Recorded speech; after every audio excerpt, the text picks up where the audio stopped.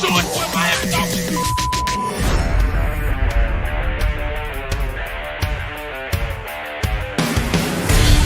The pressure, he's in trouble. Loses the football. Touchdown! Got it! You have got to be kidding me. Jalen Hurts, the Dolphin touchdown. Throwing deep upfield on the near side, man open, touchdown! He's got a man! Touchdown! The run from Tua Tagovailoa. Touchdown! He's going deep. He's got it over the touchdown! Touchdown! Tagovailoa trying to make up for it. Fire to the end zone. Touchdown! Beautiful day to be a Dolphin fan. 1, 2, 3, let's go!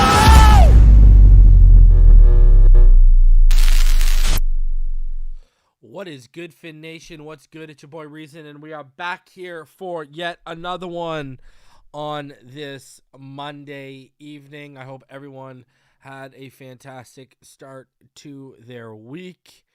Only 4 days, and then we're back right there at the weekend. So here we go. And literally only about 10 days until night one of the draft. Just a reminder, we'll be live on night one and night two. I still haven't figured out if I'm going to be live for day 3 yet.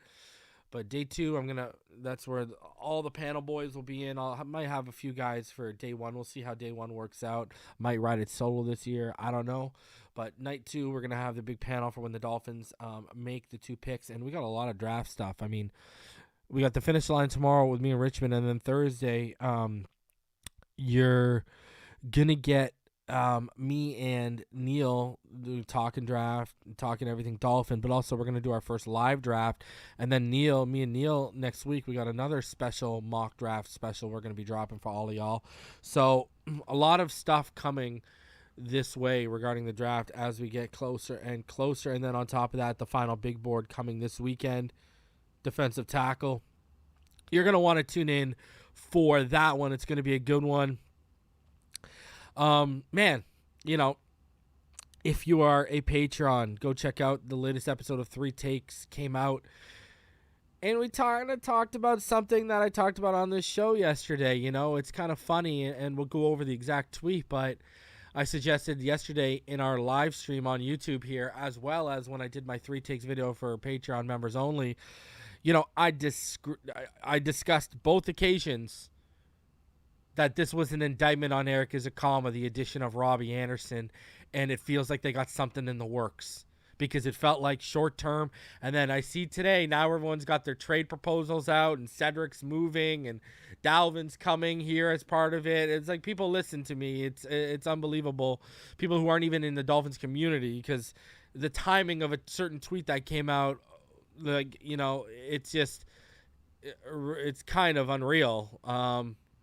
Either I was the most spot on because, that was coming from, and I even said this was coming from a place of gut feeling and theorizing. It wasn't anything I had heard. And, next all of a sudden you got these tweets coming out. And, for example, and we're going to talk about Dalvin a little bit here, but this tweet came out from NFL notifications and it said rumor and this was at 12:18. You know what I mean? So my Patreon video had been recorded and was uploading, and I'd already gone live and suggested not these exact details in terms of the 4th and the 3rd, but the whole proposal of giving up a little extra and attaching Cedric Wilson to get Dalvin Cook was literally what I said on the YouTube show. So anyways, with the timing of the Dolphins' recent signing of free agent wide receiver Chosen Anderson, it is expected that they have found a trade partner for Cedric Wilson Jr., which is, again, what I suggested. I said there's no way he's part of the long-term, let alone short-term plans now. There have been talks about a potential trade with the Vikings that would send Dalvin Cook and a 4th to Miami in exchange for Wilson and a 3rd. The move would provide the Vikings with some needed depth at wide receiver and also give them cap relief and move up in the draft instead of losing Cook for nothing. Meanwhile, it would provide Miami with running back one they have been starved of. So we would move obviously a third this year, or I don't know if someone would have to let me know in the comments. I know we don't have a fourth next year. I know we have our first and a second. Do we have a third round pick next year even? Because if we don't, that would basically narrow us down to that would be the 84th this year, which also I did suggest yesterday, and I said you're not going to get a better player at 84. So we don't even have a third next year. That would indicate the third this year. And when you look at so let's just go off the indication, because for us to send our third, it would have to be our 84th this year. So let's just go off the indication that Minnesota is sending their fourth this year. All right. Their fourth round pick is 119. So that would basically be Dalvin Cook. That would be Dalvin Cook and that would be Dalvin Cook in the 119th pick for Cedric Wilson in the 84th. I mean, you're not going to hear a complaint from me about that one. You know, I don't think... I just don't think you're going to find a guy at 84 that's going to be that kind of impact player. And, you know, I even talked about this, and I see people have been pushing back on it a little bit since I brought it up yesterday now. Listen, this whole narrative that Dalvin Cook is in the decline, what are we discussing right now? What are we talking about right now? You know, we're talking about a guy who's coming off, you know, over 4,000. Listen, and his literal agent discussed why he was taking certain angles, and he was basically playing watching his shoulder. Now he no longer has that. Now he's free and loose to do whatever he pleases. Hit the gaps, not wincing or cringing because his shoulder's about to take a beating. And listen, we can't call it a bum shoulder until he's under the unless he's under the knife again for that same shoulder, because, you know, the agent even said he's been playing with it since he signed his extension. You know, basically overly implied that a physical would have held up a trade anyways. And we're going to talk about what Barry Jackson said in a little bit here, because Barry Jackson went even further into the idea of if he would be released, which I still don't think he's going to be released. I think that's posturing. I really think that's posturing. They just don't want to cut him and lose nothing. You know what I mean? That just purely seems like posturing to me.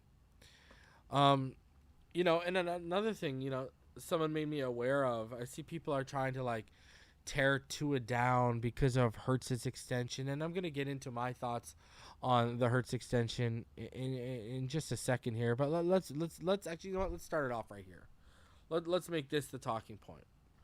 I can see people already got it wrong because they're just out to hate on this kid. It's unbelievable that people literally wake up, and that's, you know, we're into April, we're 10 days away from the draft, and instead of people being draft centric, they're still talking about Tua and their disdain for Tua. We're into April now. The season's been done since January, and we literally got the draft 10 days away, and this Dalvin Cook stuff is bubbling for real right now, and you got people out here still looking for any opportunity to drag Tua Tagovailoa. You know, listen, I've said this before. These same people who want to claim the people who believe or support Tua are Tuaneers, you're the exact thing you hate the most. You're a Tuaneer. Hell, you guys talk about him more than people who believe and like the kid. It's unbelievable. It's unreal. And I get it, you know. casuals, it's easy for casuals to just sit there and talk about the quarterback all the time because that's the one position that's in the media the most, and that's the easiest thing to talk about for casual. But, I mean, why don't y'all educate yourself and try to, it's one thing when these people try to act like football minds. Maybe they should put in some work and actually become football minds so they can talk about other stuff. Like, I don't know, I just said the draft, Still, these guys, same people that can't write evaluations, but they'll go up and won't give credit to the sites they'll read evaluations off of. Unbelievable. Disgusting. They'll go use NFL Draft Buzz and they'll claim that that's or one of those or the Draft Network or PFN and claim that's they'll read evaluations off that and act like it's really them. Give me a break. But then they're the same people who just sit there and talk about the quarterback 24/7, like there's no other person exists on the team. Unbelievable. Like, get a life, because first of all, Jalen Hurts is going to be underpaid compared to what Burrow signs for. All right, Burrow's about to make that look like playground money. All right, if Hurts got what he got, first of all, you think Joe Burrow... See, this is what people are forgetting. Jalen Hurts, the Eagles wanted Deshaun Watson just as bad to the point they sent private investigators out to do all the research on these women and on Deshaun Watson. Listen, again, if people have been watching me for that long, go back. You will remember when I was telling you all this, the extent the Philadelphia Eagles did, because I had a plug directly to high up in the Eagles.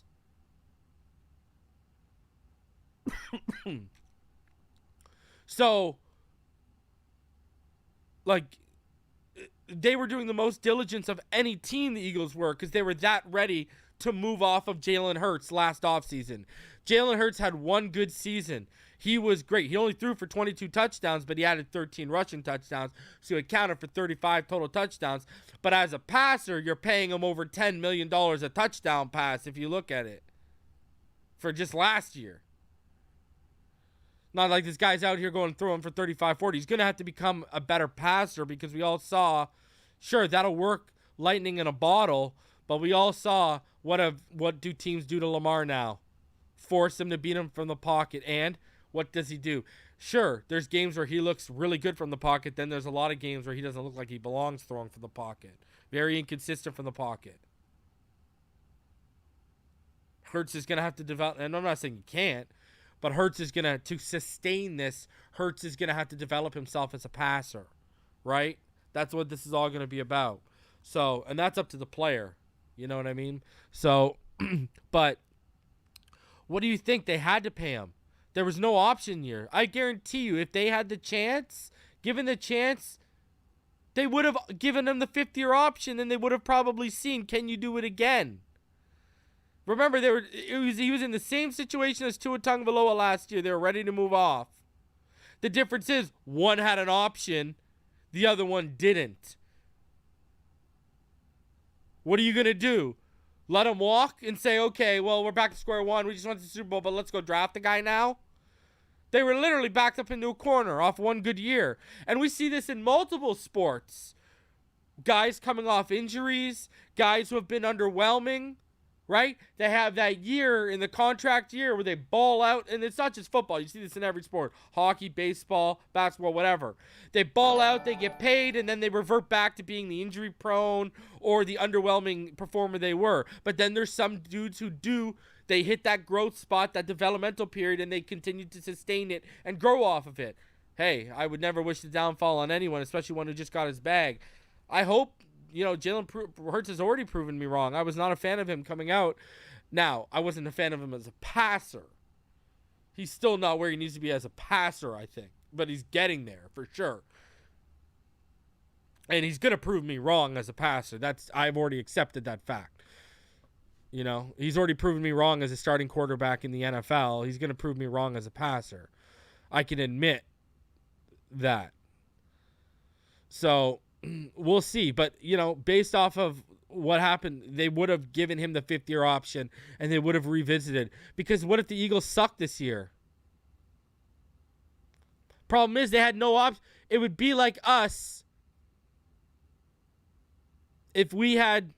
What do you think they would have done if Tua had no fifth-year option? You saw how quickly they activated. Now you knowing how quickly they activated that fifth-year option, what do you think they would have done if Tua didn't have a fifth-year option? I'm not saying they would have given him Jalen Hurts money, but he probably would have been extended for at least 2 years. What would they have done? You don't have a pick till the second or third round. Tom Brady retired. He actually stepped away.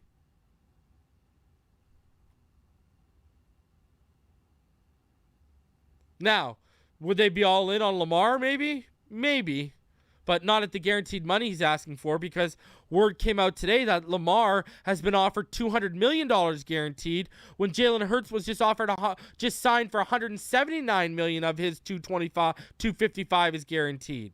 So Lamar Jackson's been offered more guaranteed money, $21 million more in guaranteed money by the Ravens, and still hasn't signed.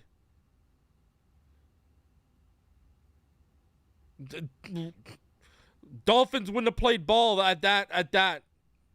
Getting into 225, 250 million guaranteed. Are you crazy? We would have been screwed. We would have been right in the same position they are. Why didn't the Eagles go get Lamar Jackson? Lamar Jackson's a former MVP. He sustained a level of play longer than Jalen Hurts. Why didn't they go get Lamar? Same reason. They ain't playing that game. Because you can make the argument that Lamar Jackson, all these people who say Lamar, I'm not saying they're right, because Jalen Hurts was better than Lamar Jackson last year, 110%.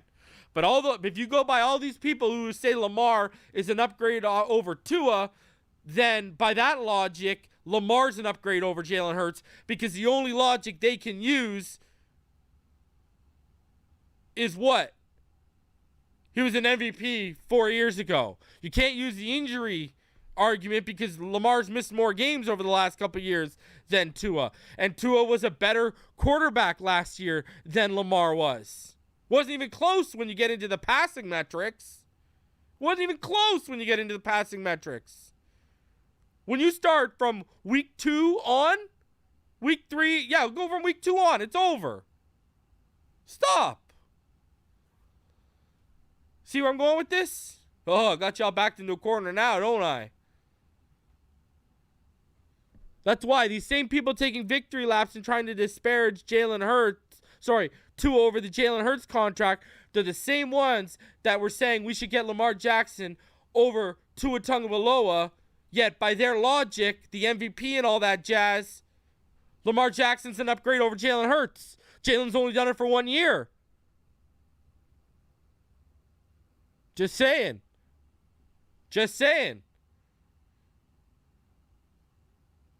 How quick it is to flip these people's Swiss cheese narratives that have so many holes. It's bad enough. It's littered with holes because these people have no... I got, more... I piss more football knowledge daily than these people combined. But look at how easy it is. You can use their logic against them on future arguments they're going to have. That's how bad and flawed their narratives and their arguments are. Literally. So, I'm just saying. Chalk another win for me on that one. Hey, if you hear any of these people saying that, you check the receipts. If they were calling for Lamar over Tua, you got him, baby. You got him. If they're using Jalen Hurts' contract against Tua, and they were ones advocating for Lamar over Tua, you got him. Just use that logic. Pin him. You got him. It's over. And don't let them try to dance around and back around and play their games, because I know I won't if they bring that to my doorstep. But these people don't want to bring it to my doorstep. I'm the one door they don't knock on. Because I'll be answering it like, Ray Finkel's dad from Ace Ventura. They'll go from, hi, I'm looking for Ray Finkel, to, hi, I'm looking for a reason and a clean pair of shorts. All right? Real talk. So this is how I view it. I think this is going to be Well, let's get into this let's talk about this before I get into what I think. 10-17 man. If Hurts was a first rounder like he should have been, hindsight's 2020, agreed. He would have gotten the 5th-year option, agreed. In return, Tua has a chance of being the bargain of the century. No lie was spoken by 10-17 man. 110%. Times your donation of $10 by 11, 110%. And then as a member for 3 months in the Hall of Fame, the cap hit for Hurts signing for the next 4 years seems insanely low too. And you know they're going to restructure him. Oh, bro, I'm not even sweating that money. Wait till Burrow and Herbert's contract come out. And I'll say this. Dude, the Pepsi Rookie of the Year don't mean Jack Bo Diddley to me. I think Hurts, even if it was 1 year, if you're going from the same draft class, right now, Hurts and Burrow objectively deserve to be the highest paid. Burrow, to me, has done it the longest, has sustained the most success out of them all in terms of postseason wins and such, and regular season success. And I think he's the best quarterback out of them all. And then, listen, I think Jalen Hurts' Super Bowl appearance trumps Tua being in the MVP talk for 12 weeks. And I think it trumps Justin Herbert's Rookie of the Year. Justin Herbert's Rookie of the Year don't mean nothing, man. Listen, I'll even say Tua's MVP talk trumped that. Rookie of the Year don't mean nothing, man. And even I'll tell you this much. Tua's MVP talk for 12 weeks last year don't mean anything now. It's a new season. I'm not going to unless you got the award on your mantle, I'm not hanging my hat on that. That's something you could talk about during that season and after the season. But now, to me, the draft is the start of the new season. So I don't really, I'm not hanging my hat on that stuff anymore. Sure, I'll bring it up, but I'm not hanging my hat on that. And that pales in. What would you want? The MVP talk for 12 weeks or a Super Bowl appearance? Jalen Hurts was very good in the Super Bowl too. That was probably the best game. I've watched a lot of tape of that guy when he was at Oklahoma and Alabama, and I've watched a lot of Eagles games, and that was the best. That was the best I've ever seen him play. So I got to give him props for that too. So I think they deserve to be the highest paid, but Burrow's sitting there already lighting the cigars. That man is about to be paid.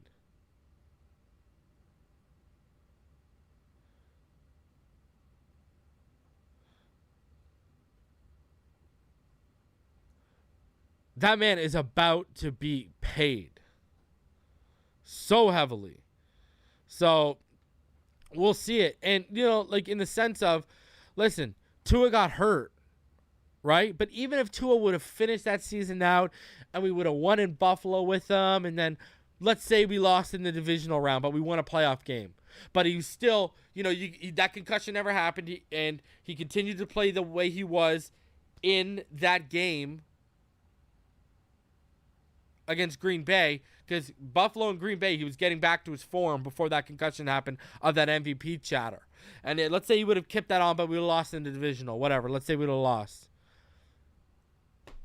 I would still say give him the 5th year, don't extend him. That's still just one good year. But again, Jalen Hurts, no 5th-year option. What do?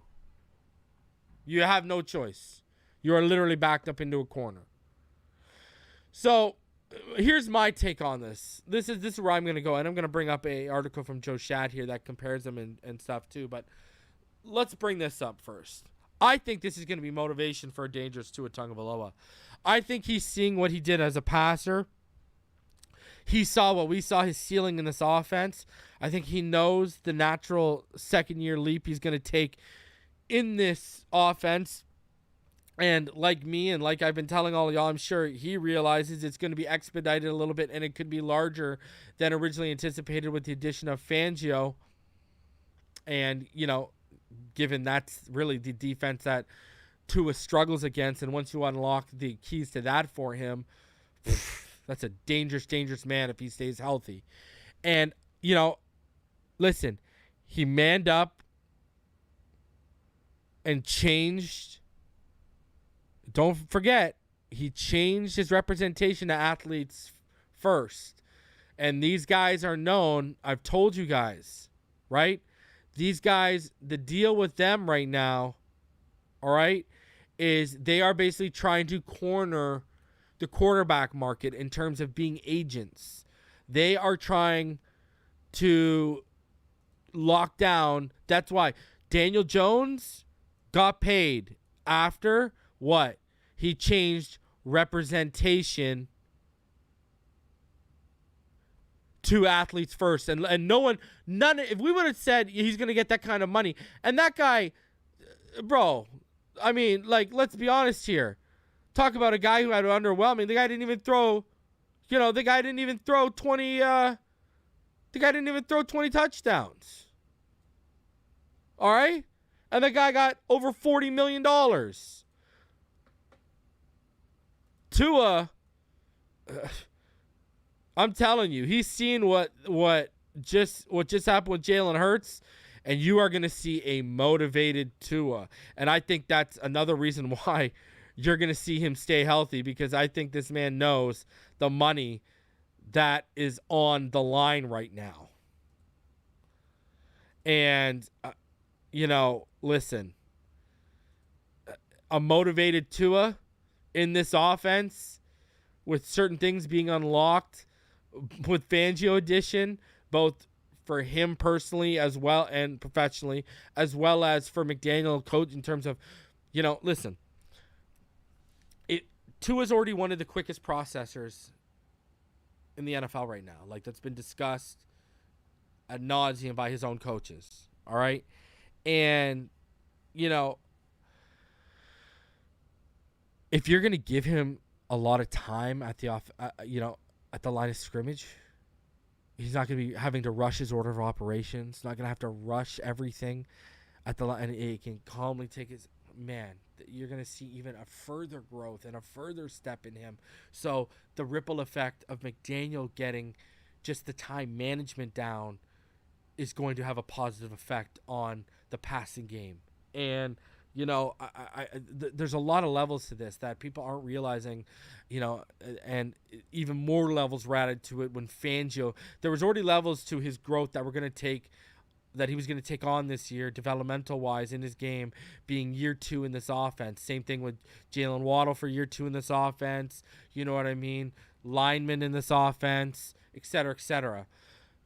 Now with Fangio being added, there's even more layers added to that. And I just, if this kid stays healthy, man, listen, right now, Chris Grier looks like an absolute genius. All right. Cause Tua on the next, over the next 2 years at the deal, we were paying him like $35 million over this season and the season after that.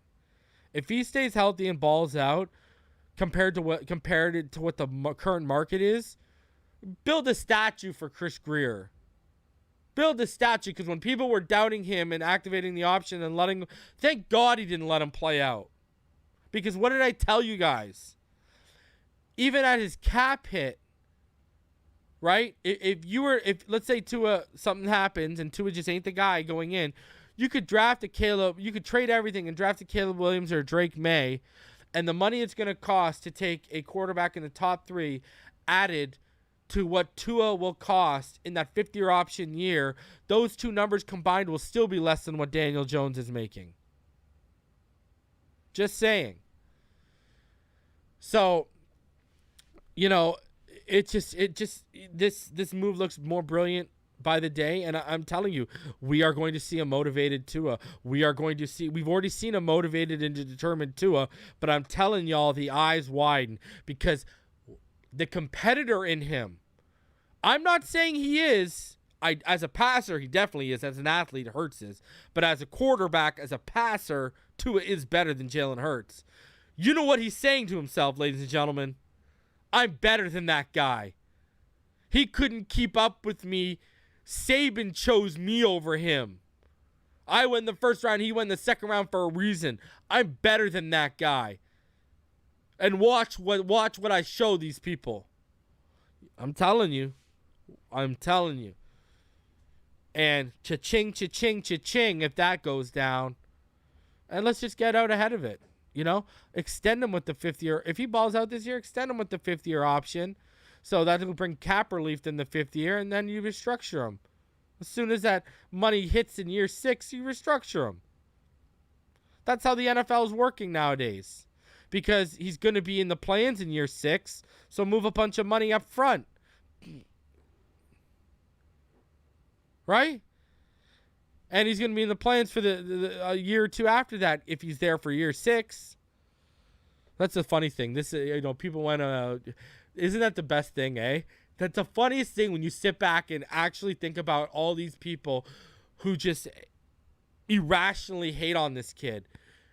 They've been doing it going into the 4th year now. And this could turn into, if this guy balls out this year and he gets extended, this is going to turn into a 10-year stay minimum. Oh, my God. We're going to go from Rosen's QB1 to, Brissett's going to beat him out. To Bridgewater's better. To Skyler's QB1. To this kid might be 10 years as QB1. Oh, man, I told y'all back when I was saying Jacoby's going to beat him out. Y'all had no business talking about the quarterback position. I continue to rest my case year in and year out for all of you people with your irrational hate that let your feelings get over the facts consistently. Oh, my God, so funny. Oh, when you actually think about it. Oh, I've never seen so many L's, but hey, kudos to them. They'll die on that hill. Even though there's a bunch of L's through them like swords on a battlefield. It's hilarious, though. I love it, man. It really is funny when it's like, bro, we're literally getting into like a half dozen guys. All these people have predicted, they predicted Deshaun Watson would take his job and Lamar. We're literally over a half dozen guys. That these guys are on the way to a baker's dozen worth of names that they've told all of you will replace Tua and beat Tua out. And they still ain't right. What are we going to get to year 10 and finally the 56th guy they predict hits because Tua decides he's won a couple Super Bowls in Miami and he's hanging it up after 10 years because he wants to spend time with his wife and kids and then they'll take the victory lap. That's where this looks like it's going. Because I'm going to tell you this right now. This team is ready to win Super Bowls with Tua at the helm, whether y'all haters like it or not. That's just a fact. That's just a fact right now. And so Joe Shad, he went off and he compared Tua and Jalen Hurts. And this is what he said. And you got to take a look at this from a contractual standpoint and look at it as if Tua continues to have the season he had last year. Because people tend to forget. For some reason, these people, I've never got this. They, first of all, they're the same people that say wins are not a quarterback stat, but they put losses on quarterbacks. But these people will lie to you and lie to themselves so much, they'll try to convince you guys that the Bills game was Tua's fault. That's how delusional these people are. When if you actually watch the film, Tua was getting back to that MVP chatter, just like he was in that first half of that Green Bay game before he took the concussion. He was lights out, and Aaron Rodgers didn't even look like he was in the same realm as Tua Tagovailoa as a passer until that concussion happened, right? He was getting back to that form. People don't want to talk about that. They want to sweep it under the rug. But Tua was getting back to that form for that concussion, and y'all going to see it again this year. Mark my words. And so let's get into this because you got to think from the status. If he gets back to that form and plays a full year healthy at that form, we could be in the Super Bowl just like the Eagles, and we could be staring down the barrel of a big contract extension with Tua Tagovailoa to get ahead of it early, just to be smarter than what the Eagles were with Hurts. So let's get into this. All right. So it's a $255 million for Jalen Hurts, and let's compare him to Tua. Jalen Hurts is now the highest paid player in NFL history, which is incredible considering he was the 5th quarterback in the draft class and 53rd player selected overall. Hurts is the highest paid player in the NFL history with $255 million over 5 years, or $51 million per year, and a total of $179 million guaranteed. Even though Joe Burrow, Tua Tagovailoa, Justin Herbert, and Jordan Love were all selected ahead of him and entered the NFL with far more critical acclaim. The Eagles had better be right. Philadelphia jumped on an extension before the Bengals, Dolphins, Chargers, or Packers. It's not easy to secure an elite quarterback in the NFL with a no-trade clause. Hurts will be in the city of brotherly love for the foreseeable future. Yeah, they gave him a no-trade clause, too, on top of it. That's crazy because he doesn't trust them, right, off what happened last season. The Eagles saw Hurts improve as a passer and lead his team to a Super Bowl. Will Hurts perform at a Patrick Mahomes, Aaron Rodgers level for the next 5 seasons? They obviously believe he's capable. That it is Hurts who gets the big deal before Tua would have not been predicted just a few years ago. Those two will always be intertwined, of course. Tua emerged as the Crimson Tide's starting quarterback after leading them to a national championship, and Hurts transferred from Alabama to Oklahoma. The Dolphins moved quickly to pick up Tua's 5th-year option for 2024, but there's no indication that anybody is in a rush to execute a long-term extension anywhere close to Hurts's. Well, that's the other thing, too. You got to take into account the other 4 guys, Love, Burrow, Tua, and Herbert, all have 5th-year option capabilities, right? If Tua can go through 15 or more regular season games and play well for the Dolphins in the next playoffs, there's a very chance he could be given an extension then, but not now. And yet, from a skill standpoint, it turns out there really isn't much separating Tua and Hurts. Yes, Hurts is much more dangerous runner, and that is a critical attribute. But let's take a look at their passing numbers. Hurts, 62%, 7.6 yards per attempt, 92.2 passer rating. Tua, 66%, 7.4 yards per attempt, 95 passer rating. That's career, not last year, by the way. Both these players are winners. Tua, he's 21-13 as a starter. Hurts is 23-11 as a starter. But Tua has not appeared in a playoff game, and Hurts is 2-2. 2-1 last season, en route to the Super Bowl. If Tua stays healthy, Miami has huge contractual advantage in 2023 and 2024. That's because those 2 years of cap hits total only $32.8 million. That's how Miami can afford to have Tyreek Hill and Taron Armstead, Xavier Howard and Jalen Ramsey, Emmanuel Ogbah and Bradley Chubb, and so on. Teams like the Chiefs end up trading away players like Hill when they'd rather not, but salary cap issues force their hand. Same can be said for teams like the Rams and Ramsey. Miami has been the benefactor of a rookie quarterback contract, and yes, at some point, likely the end of 2023, the Dolphins will want to decide if they're in on Tua for a longer-term commitment. As long as concussions and durability are sadly part of Tua's dossier, it's impossible to envision him signing a deal for $179 million guaranteed. It's not Tua's fault, and he'll do everything he can to stay healthy. Tua has the skill set needed to lead Miami to the Super Bowl in Mike McDaniel's offense. But when it comes to the type of long-term financial commitment the Eagles just made for its former teammate Hurts, Miami is understandably in more of a wait-and-see mode. And obviously, right, because of the injury history, it's not play and ability, it's durability, right? And rightfully so. You know, but listen, I still believe because he only balled for 1 year, and if Hurts had the 5th-year option because he only balled in 1 year, both would have had them activated. So it wouldn't have just been Tua. So we'll see how it all plays out. But, you know, listen, Tua gonna ball this year, man. Tua gonna ball this year. I'm telling you. I am telling you. All right, let's get into it. Let's get into some juicy stuff here, all right? Let's get into the article that is making its rounds and waves today with a couple of good nuggets from Barry Jackson. What Dolphins did that keeps alive chance of Cook or running back on second day of the draft. The Dolphins quickly checked the running back box off-season needs in March by re-signing Raheem Mostert, Jeff Wilson Jr., Salvon Ahmed, and, of course, Myles Gaskin. With fullback Alec Ingold also under contract for 2023, Miami seems set with running back group that would make its 53-man roster bearing injuries. But it's apparently not so simple. In this case, looks can be deceiving. The Dolphins have shown interest in several running backs in the pre-draft process, suggesting they're not opposed to slightly altering the status quo. And they continue to be linked to Minnesota running back Dalvin Cook, whose future with the Vikings is very much in question. The Dolphins and Vikings have discussed a trade for Cook this offseason, but the trade did not happen in part because the sides could not agree on the draft pick compensation that would go to Minnesota, according to a source. That is also what I reported. And since then, like I said, his agent has also implied a physical was going to be a part of that too.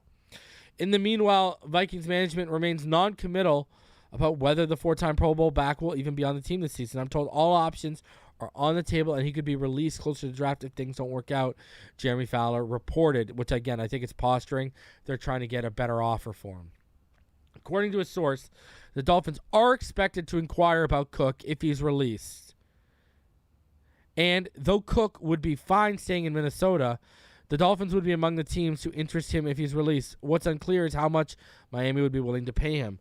The Dolphins can still pursue Cook or draft a running back in the second or third round because they protected themselves contractually with all 4 of their veteran tailbacks. If an opportunity arises from Miami to add a player that they consider better, they can move on them from any of the 4 without little or no consequence, which I've told all y'all. So consider, he says here, none of Gaskin's $1 million salary is guaranteed, and he would have no dead cap hit if he's cut before or after June 1st. Ahmed, who surpassed Gaskin as Miami's number 3 back, appears slightly less at risk than Gaskin if the Dolphins draft a running back who makes the team. But even with Ahmed, only $200,000 of his $1 million is guaranteed, and eating that money would be no sweat for Stephen Ross.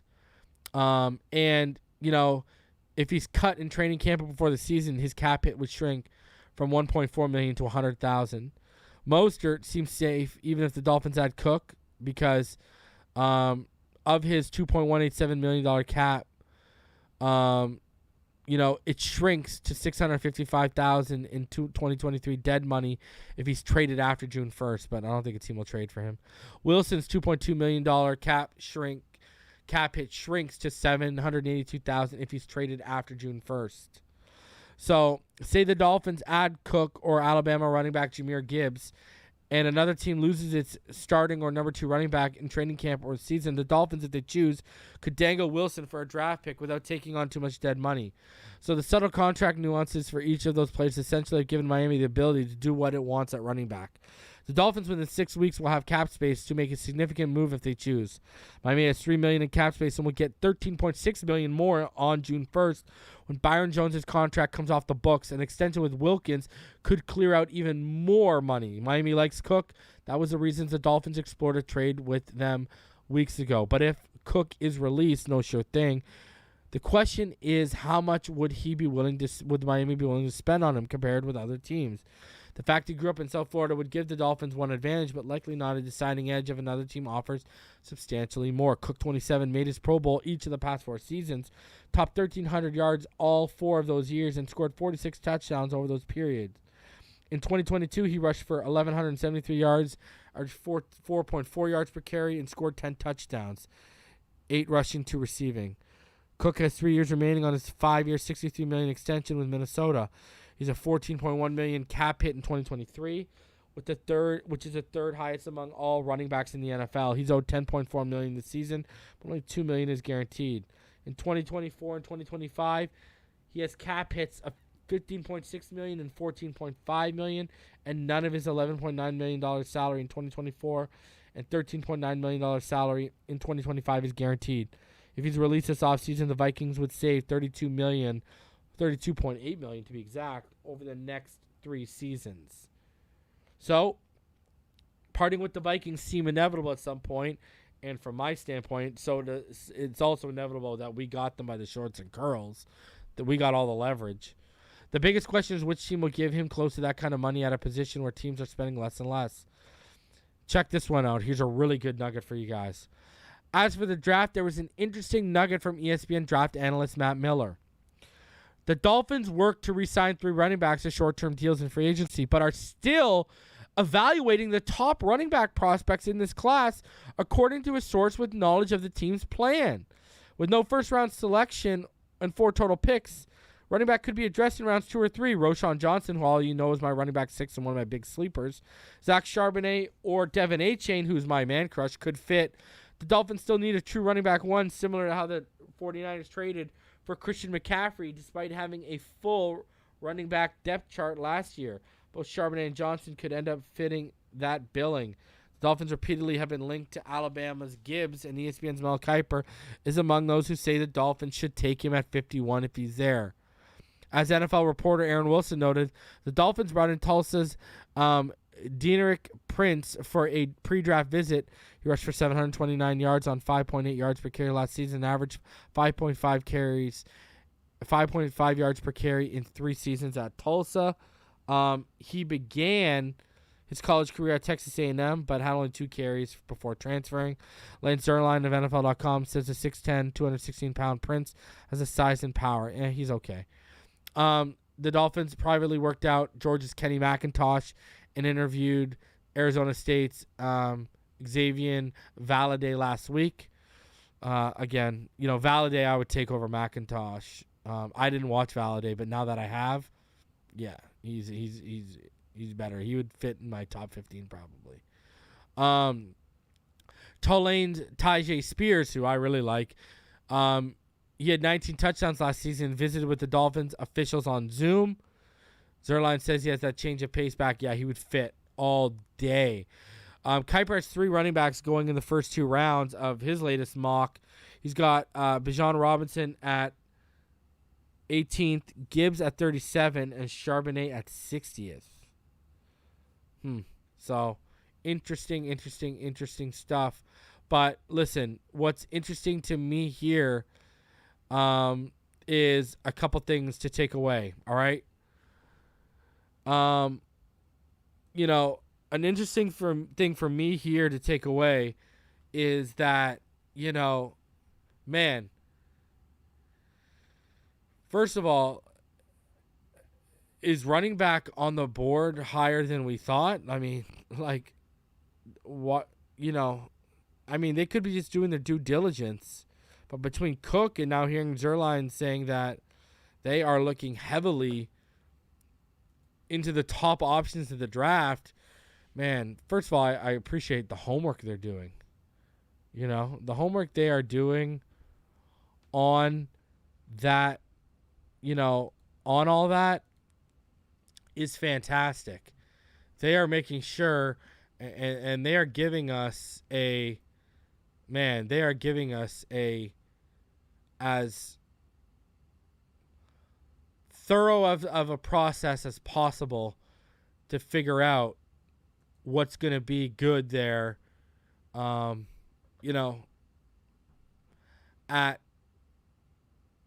51. And I hope, I'm hoping they make the right move. Because there's going to be a lot of talent at that position. For sure. So we'll see how it plays out. Listen, am I getting my hopes up that they're going to take a good running back? No. We've seen how this goes. All right. And it's usually never the way we want it to go. That's just a fact. You know what I mean? So, listen. We'll see. I'm not holding my breath. Let's put it that way. Let's put it that way. But we'll see how it goes. And an interesting thing has just come across my way. And we're gonna go over it here, sticking with talking about running backs. We are gonna go over it right here. But Drew Rosenhaus is saying that Dalvin Cook will take a hometown discount. Drew, talk of the Minnesota Vikings potentially releasing running back Dalvin Cook ahead of the draft. The Dolphins are rumored to be a favorite. Of course, he's from South Florida. How do you think he fits within this offense? It just depends what he wants to do economically. I'm not sure that the Dolphins will spend $10 million on a running back after investing that much and bringing all the backs from last year. Josh, I think that would be tough for them economically to afford Cook, but it just depends if he's willing to play for a lot less. How likely do you think it is that the Vikings will let him walk away as opposed to try and trade him and get something in return? I think a trade's a real possibility. He's still one of the better backs in the NFL. He's a do-it-all guy. He can help you on 3 downs. He's still relatively young. He's definitely on the block, whether it's a trade or release. It's a name to keep an eye on. So there you go. He basically says, we're not going to be able to afford him. And I've already told you guys, he made it known he'll be willing to play ball financially. And, he's right. Economically, we can't afford to pay him like a top back. If he's willing to play ball with us, then it makes a ton of sense. It makes a ton of sense. So, listen, if he's willing to take somewhat of a hometown discount, which at 27 with potentially, a championship, it makes sense for a guy like Dalvin Cook, right, to take maybe a 2-year hometown discount. Come get that chip. Right? Come get that chip. So we'll see how it all works out. But economically, I don't even think I think, listen, I've already told you. I know he's willing to play ball. They know he's willing to play ball. And that's why they were willing to make a move for him. Listen, we were that deep in trade discussions. Do you think we were that deep in trade discussions knowing he was going to come here with a $14.1 million cap hit? Let's be smarter right now. We knew exactly what the deal was. All right? Let's not lie to ourselves. So, we'll see how it plays out. But I still think Dalvin Cook, sooner rather than later, will be a Miami Dolphin. Listen, a thing I wanted to go over here was NFL.com.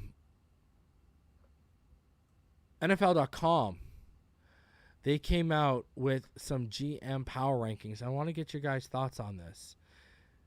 They had Chris Grier ranked 15th. They said he's the 15th best GM in the NFL right now. They said the hiring of Mike McDaniel and the acquisition of Tyreek Hill has Grier's roller coaster tenure in Miami looking up, with top picks of the 2022 draft class were spent in trades, but the 2021 class of Waddle, Phillips, and Holland is good enough to make up for that. The Ramsey trade and David Long signing look like steals, although there are still questions about the offensive line. Grier may have lost valuable draft currency because of Miami's tampering with Tom Brady and Sean Payton, but there's no guarantee he'd still have a job if that plan had somehow come to fruition with Payton taking over as head coach. So this timeline is working out for him.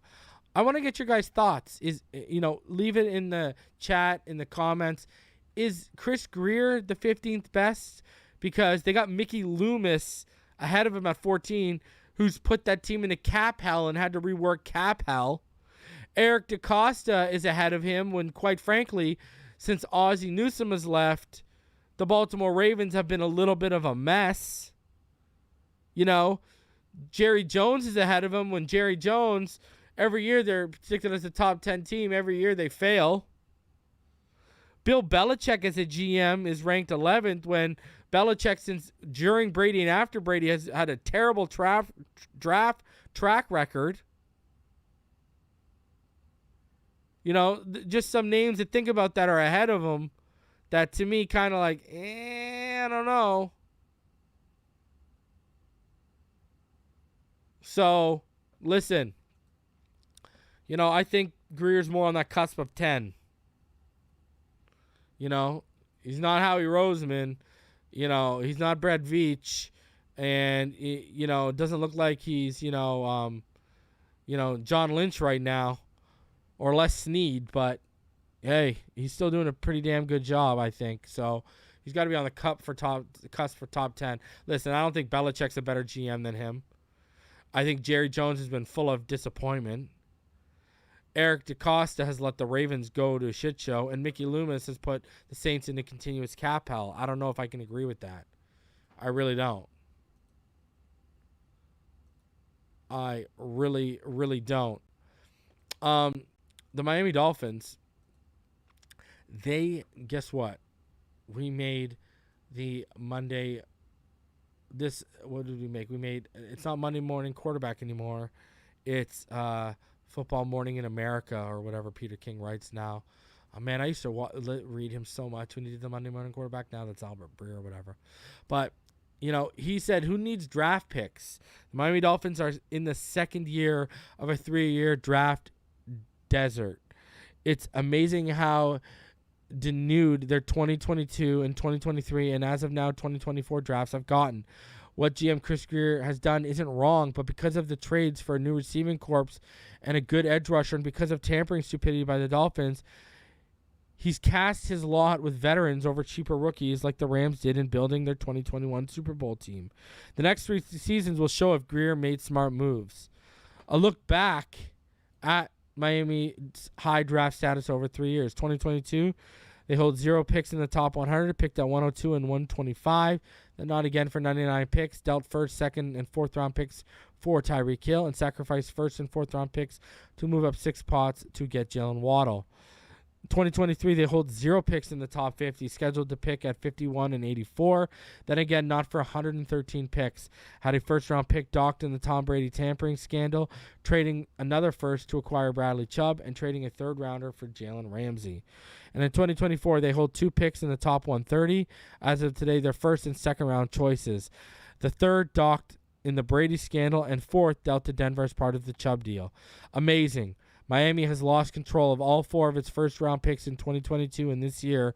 Obviously, the additions of Hill and Chubb are big, but it just adds to the pressure on them and Waddle to deliver in a big way over the next 2 or 3 years. This is how the balance of power in a conference can shift.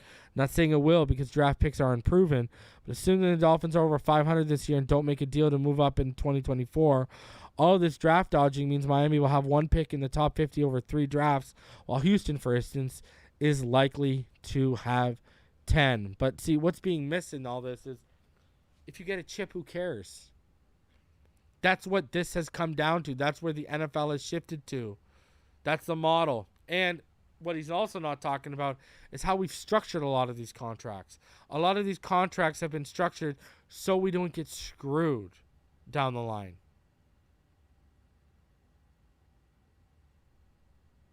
Right? So, listen, I don't necessarily agree that it's the same Rams model. It's similar, but it's not exactly the same, especially when you get to the financials.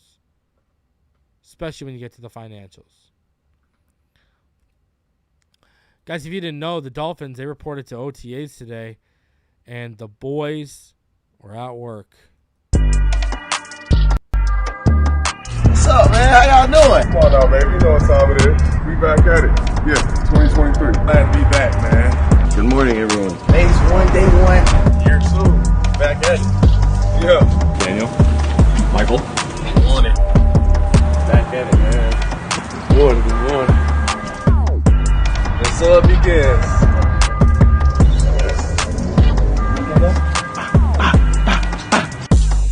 Man, it's about that time, huh? It is about that time, baby. So, one of you just wondering what OTAs are? It's essentially like college spring ball, right? It's, aside from basically mini camps, it's the only time when players and coaches, because they're technically not allowed to talk football, can get together as a complete team, and they get on the football field, they can rock helmets, and they're given obviously a limited number of days, and so they're listed as voluntary. Usually, though, a lot of people they show up. You know what I mean? You might get disgruntled guys who are looking for leverage. Like there's a few people who did not show up around the league for OTAs today because of contract disputes or whatever. But OTAs, it's just basically a watered down equivalent of spring football in college. So, man, we're getting there though. Guys are reporting the draft's coming up, then rookie mini camps. We're getting there slowly but surely. We are getting there. Oh, my God. Whew. Slowly but surely. Unbelievable. Can't wait. The feeling of football is in the air. Beautiful time. And then for all of you hoping Austin Jackson works out,